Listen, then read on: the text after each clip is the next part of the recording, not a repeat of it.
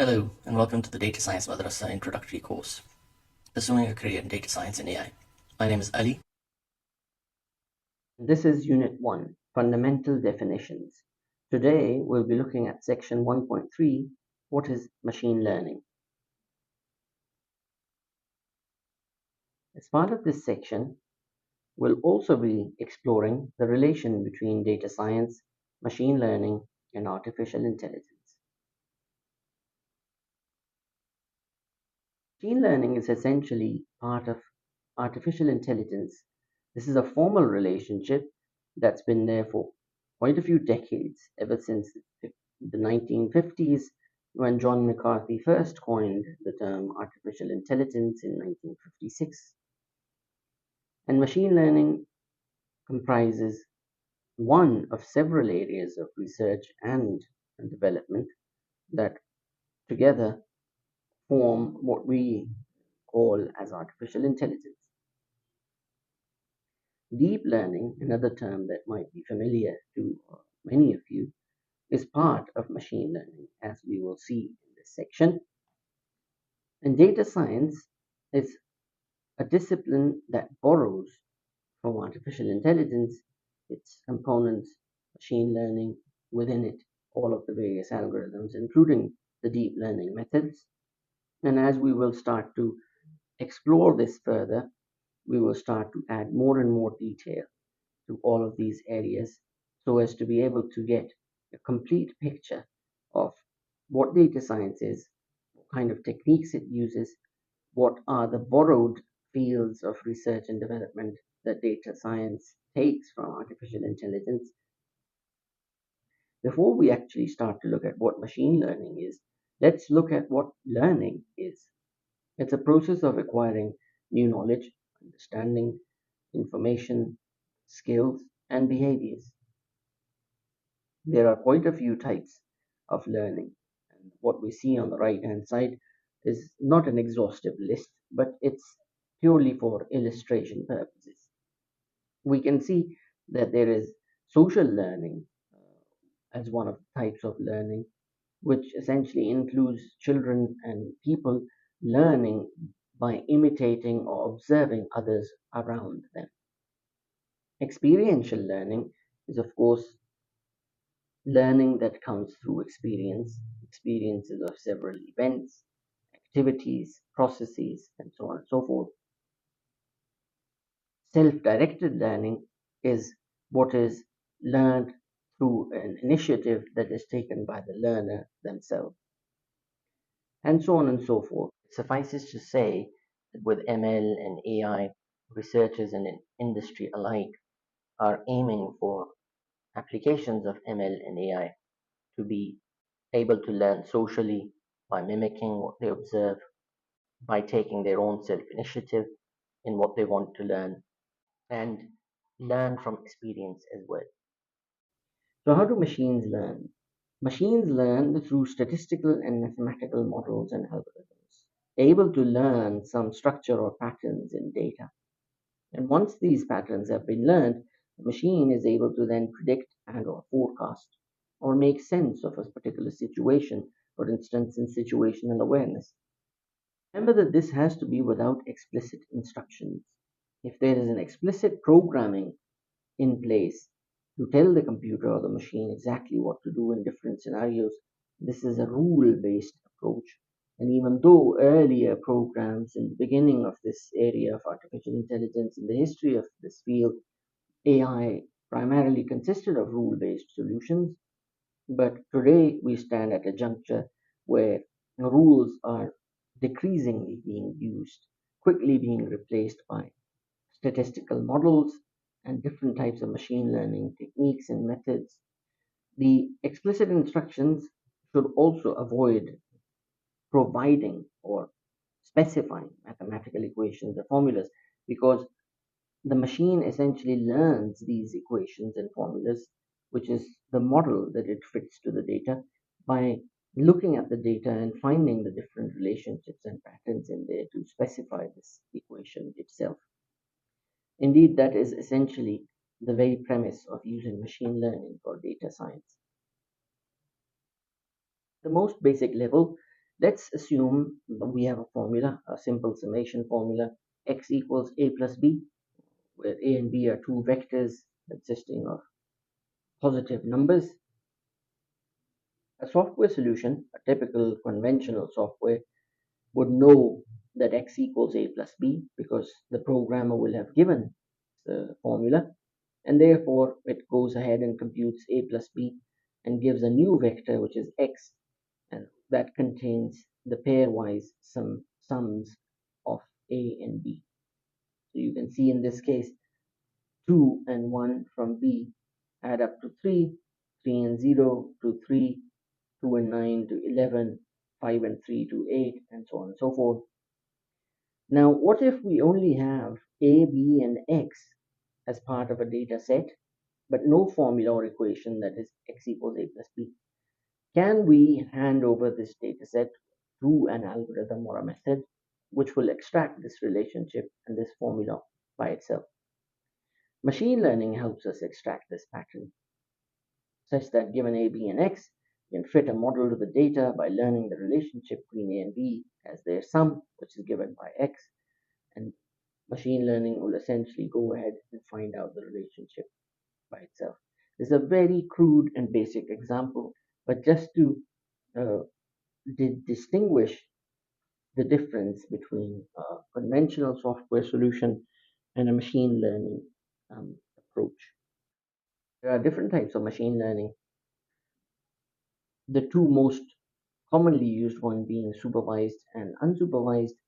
There's also reinforcement learning, which is used primarily in robotics, but more and more coming under the fold of data science as well. And then there's semi-supervised, which is between supervised and unsupervised. Just to have a brief overview of these with some detail and examples, supervised learning normally has regression and classification as its two components. Regression is used to predict real numbers and values, so house prices, for instance, and classes are predicted using classification methods. So, for instance, fraud detection, where a transaction may be fraudulent or genuine, and genuine and fraudulent become the two classes, and the machine learning algorithm has to fit a model to the data to be able to give an output which is either genuine or fraudulent when a new transaction is pushed through the system. Unsupervised is generally used for clustering. Customer segmentation is a good example. It's also used for recommender systems, for instance, market basket analysis, to be able to suggest customers new and relevant products. This the most common examples, and indeed where it was developed was part of Amazon. Now we see this in various online e-commerce platforms as well as social media, recommendations of videos and content, recommendations of products, and so on and so forth. Semi-supervised is where you might have data that does have labels, for instance, some prices or some labels around genuine or fraudulent transactions, or any other labels. And a vast majority of the data set doesn't have labels. So a portion of the data set has labels and the rest of it doesn't. Can we use that little portion with the labels to label the rest of them and develop a robust model? This is generally applied to text classification under natural language processing, is where machine learning algorithms can take large amounts of documents that humans might find difficult to read in its entirety as a corpus or multiple corpora. And ML supports a classification of these documents according to different themes. This is extremely valuable and beneficial when it comes to organization of repositories and many other applications. It's also used in computer vision, for instance, medical imaging. Now you can imagine that doctors cannot look at millions of images, but the images that they have labeled and diagnosed manually comes as a training set, which is a small training set, and then that's used to tag a large data set of unlabeled images. And this is essentially how semi-supervised learning can be used to. develop robust diagnostic models on radiology images. Finally, in reinforcement learning, we can see examples such as pricing optimization, price strategy optimization, as well as a very popular and well established example of autonomous driving or driverless cars. So let's look at machine learning algorithms to appreciate a bit more closely the field of machine learning and how it's used within data science to develop different solutions. Keep semi-supervised aside for now because it's a combination of algorithms being supervised and unsupervised, and we'll just keep the three categories in front of us. So you see the boldface, larger font size examples being regression, k-nearest neighbors, random forest and decision trees, and boosting as pure supervised algorithms where labels are present in the data sets, for instance, could be classes or some kind of numerical data. This is used to train and develop models for predicting either labels in classification or some kind of value in regression, as we saw in the previous slide. The examples being transactional fraud detection for classification and house price prediction. Then there are algorithms which are completely unsupervised, as you can see here in the middle.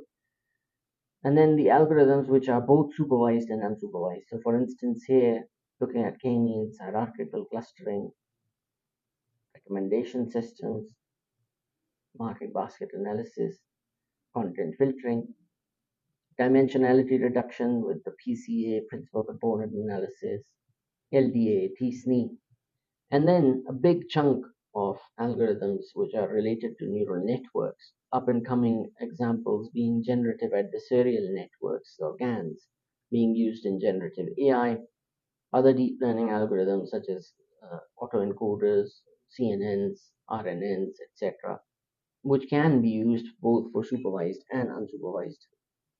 There are two other classes of models that are supporting both supervised and unsupervised machine learning, support vector machines and Bayesian models. And finally, algorithms that are unsupervised reinforcement or purely reinforcement algorithms, which are essentially around model-free or model-based, as well as actor-critic methods. Reinforcement learning is out of scope for this particular course. Therefore, we'll focus only on supervised and unsupervised learning for the entirety of this course. However, later on, we will be doing a special course on machine learning where we can look at these algorithms and start to look at description and explanation of each at a later date.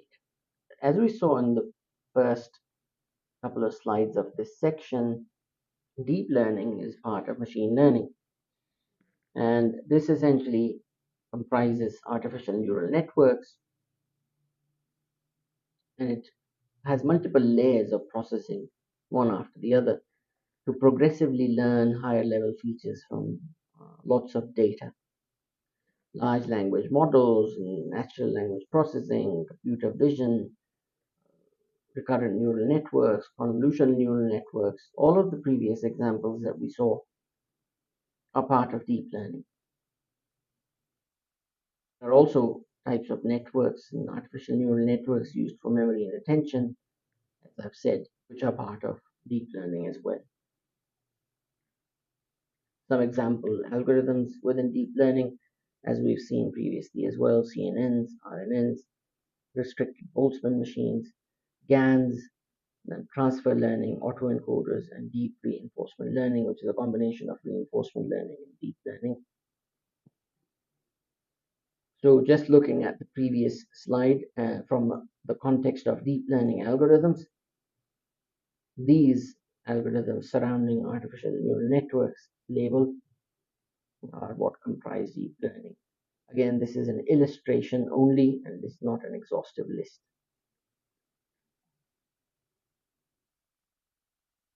We'll complete and conclude our lecture in this session by looking at some examples by machine learning type.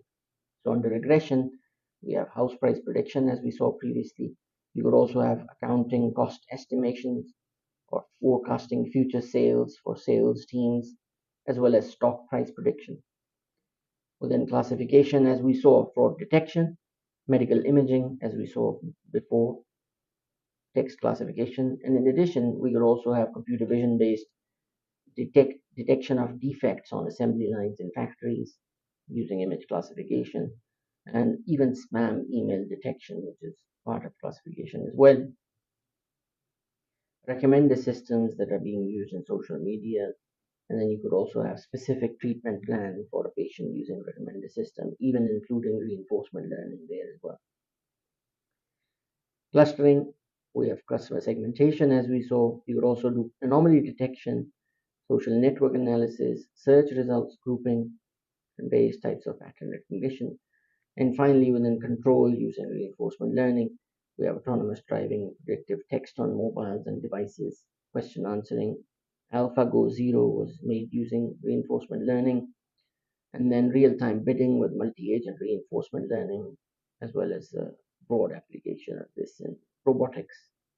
So thank you very much, and I'll see you in the next session.